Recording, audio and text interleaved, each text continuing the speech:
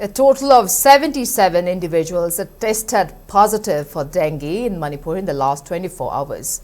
In an official data issued by government, a total of 183 samples were tested and 77 samples came out positive with dengue.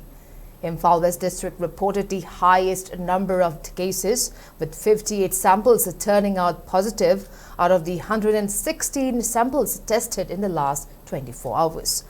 On the other hand, 10 positive cases were found in Imphal West District, followed by 4 cases in Tamenglong District, Bishnupur District, 1 case each in Bishnupur, Chandal, Churatanpur, Kangpokpi and Ukhrul districts. It may be mentioned that dengue is transmitted to humans through the bite of Aedes aegypti mosquito. These mosquitoes typically bite during the day, particularly around dawn and dusk.